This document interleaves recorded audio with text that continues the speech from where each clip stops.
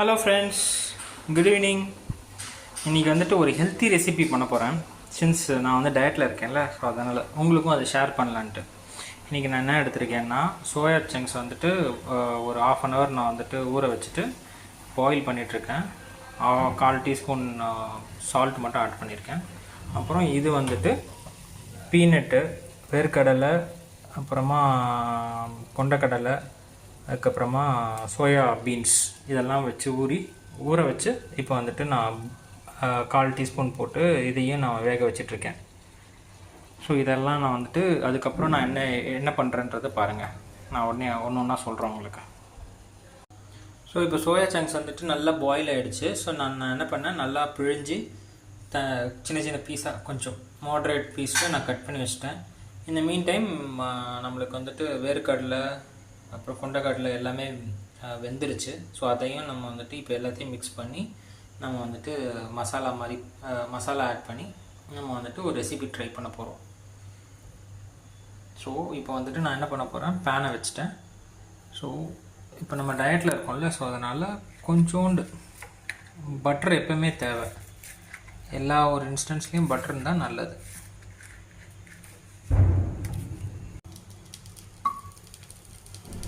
So butter add பண்ணியாச்சு. Butter add பண்ணோடனே கொஞ்சோண்டு நம்ம வச்சுருக்க கேபேஜு, தக்காளி, அப்புறம் பூண்டு, வெங்காயம் எல்லாம் கட் பண்ணி பொடிசாக கட் பண்ணி வச்சுருக்கேன். ஸோ அதெல்லாம் நம்ம வந்துட்டு இப்போ ஆட் பண்ணலாம். ஸோ நான் லைட்டாக மசாலா ஆட் பண்ணிட்டேன். ஸோ இப்போ வந்துட்டு சோயா சங்க்ஸை போட்டு நல்லா சாட்டே பண்ணணும். அப்போ தான் அது நல்லா இதுவாகும், குக் ஆகும்.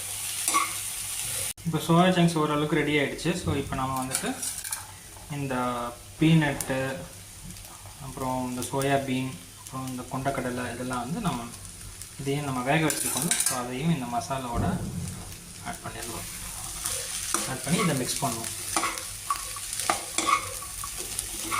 இதுவும் ஒரு 10 நிமிஷத்துக்கு சாட்டே பண்ணணும்.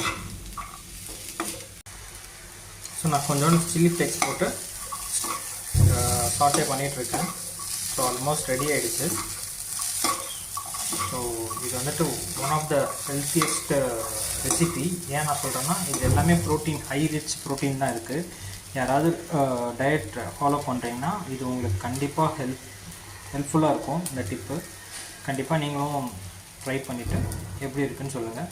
அப்படியே சப்ஸ்கிரைப் பண்ணிக்கோங்க, லைக் பண்ணிக்கோங்க. தேங்க்யூ.